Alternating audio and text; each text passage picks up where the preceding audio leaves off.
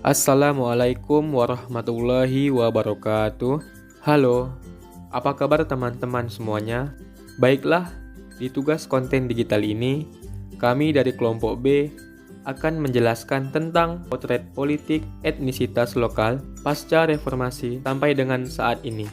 Sebelum saya menjelaskan lebih lanjut, izinkan saya memperkenalkan anggota kelompok terlebih dahulu.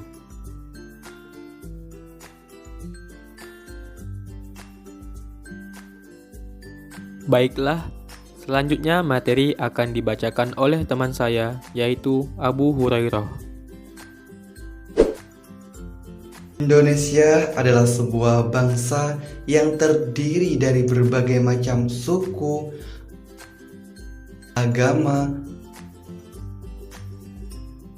ras, serta budaya. Negeri yang terletak di garis khatulistiwa ini, Indonesia banyak menyimpan berbagai macam sumber daya alam dan juga sumber daya manusia yang sangat melimpah.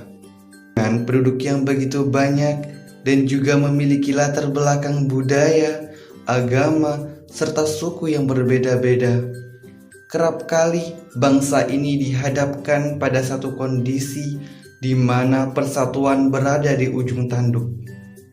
Solusinya, mencari satu pegangan yang mana bisa dijadikan sandaran untuk mempersatukan banyak masyarakat dan juga kepentingan di dalamnya. Maka dari itulah lahir semboyan negara kita Bhinneka Tunggal Ika, berbeda-beda namun tetap satu jua. Seiring berjalannya waktu, persatuan Indonesia banyak menghadapi ancaman, entah ancaman eksternal maupun internal. Sejak kemerdekaan, bangsa ini sudah mengalami 2 kali invasi militer oleh Belanda, pemisahan diri oleh Timur-Timur, konflik separatis di berbagai wilayah, dan kondisi politik dalam negeri kita. Politik dalam negeri kita pun sering berada dalam keadaan tidak stabil, terutama pasca kemerdekaan, di mana kita sering berganti-ganti sistem pemerintahan, mulai dari terpimpin, parlementer, sampai demokrasi Pancasila. Zaman Orde Baru, semua tersentralisasi pada pemerintah pusat yang dipegang oleh The Smiling General, yaitu Soeharto. Dan masa saat ini, era reformasi, demokrasi di Indonesia sudah dianggap cukup matang dan jauh lebih baik dibandingkan era-era sebelumnya. Namun, walaupun keadaan demokrasi di negara kita semakin tahun semakin membaik, ada satu hal yang tak dapat dilepaskan dari perjalanan politik di Indonesia, yaitu politik identitas. Kita mungkin baru familiar mendengar kata politik identitas di sekitaran tahun 2017, di mana pada saat itu dilaksanakan pemilu Gubernur DKI Jakarta. Keras dan sporadisnya, politik identitas pada saat itu membuat masyarakat tersegregasi dan terbelah menjadi 2 kubu yang berlawanan, pertahanan versus oposisi, cebong versus kampret. Lantas sebenarnya apa makna sesungguhnya dari politik identitas? Menurut Suparlan, mengartikan identitas jati diri sebagai pengakuan terhadap seorang individu atau suatu kelompok tertentu yang menjadi satu kesatuan menyeluruh yang ditandai dengan masuk atau terlibat dalam suatu kelompok atau golongan tertentu. Penggabungan ke dalam kelompok atau golongan tertentu ini tentu tidak terlepas dari adanya rasa persamaan yang didasari oleh sebuah identitas. Identitas atau jati diri ini terdapat dalam berbagai bentuk dan jenis seperti identitas, gender, agama, suku, profesi, serta lain-lain. Sehingga perkumpulan yang didasarkan pada satu kesamaan identitas akan membentuk sebuah kelompok identitas lain. Politik identitas sendiri merupakan penjabaran dari identitas politik yang dianut oleh warga negara berkaitan dengan arah politiknya. Politik identitas lahir dari sebuah kelompok sosial yang merasa diintimidasi dan didiskriminasi oleh dominasi negara dan pemerintah dalam menyelenggarakan sistem pemerintahan. Hal inilah yang kemudian menjadi dasar lahirnya politik identitas dalam persoalan kenegaraan. Nah, baiklah.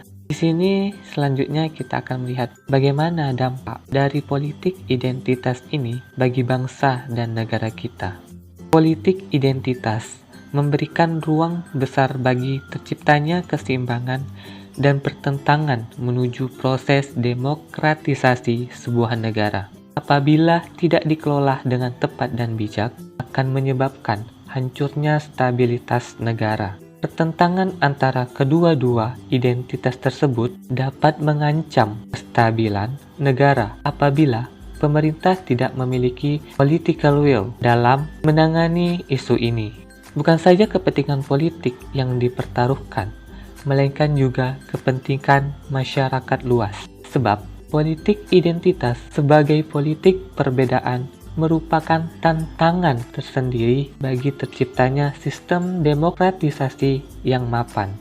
Kita lihat sebagai contohnya pada masa penjajahan dulu. Kita mampu bersatu sebab kita memiliki satu identitas, yakni bangsa Indonesia. Kita mampu melawan penjajah karena dilandasi semangat persatuan tersebut. Namun, jika salah mengelola, maka politik identitas akan membuat masyarakat terpecah belah seperti saat Pilkada DKI, yang mana sampai saat ini pun masyarakat semakin terkotak-kotak dan terbagi tidak hanya dalam kehidupan perpolitikannya, namun juga sosial dan budayanya. Hal ini jika dibiarkan terus-menerus akan mengoyak stabilitas bangsa. Dan ini cukup disayangkan mengingat perbedaan yang kita miliki sejatinya pernah menjadi kekuatan kita. Saat ini malah menjadi senjata yang menghancurkan kita dari dalam bangsa kita sendiri. Solusinya hanya satu, dialog. Dialog dengan siapapun yang memiliki pandangan berbeda dengan kita, maka akan membuka satu sudut pandang baru bagi kita untuk memahami bagaimana mereka bersikap dan memilih pendirian mereka. Dari sini dapat disimpulkan bahwa sebenarnya politik identitas adalah sebuah cara berpolitik yang didasarkan pada kesamaan identitas. Di Indonesia sendiri, politik identitas kerap dikerucutkan menjadi dua kelompok, yaitu nasionalis dan agamis. Produk isu etnisitas bukan berasal dari tokoh-tokoh adat atau masyarakat, namun produk isu etnisitas berasal dari kelompok-kelompok kepentingan. Dengan demikian, dapat disimpulkan bahwa politik identitas yang seharusnya dimanfaatkan untuk kemandirian sesuai dengan kepentingan lokal dimanfaatkan oleh kepentingan kelompok tertentu yang menimbulkan perpecahan dalam suku.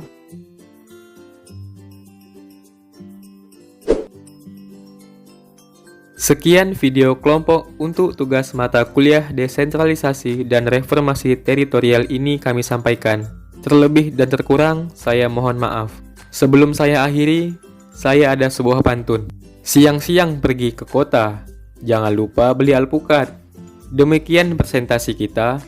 Semoga bisa bermanfaat. Wabillahi taufiq wal hidayah. Wassalamualaikum warahmatullahi wabarakatuh.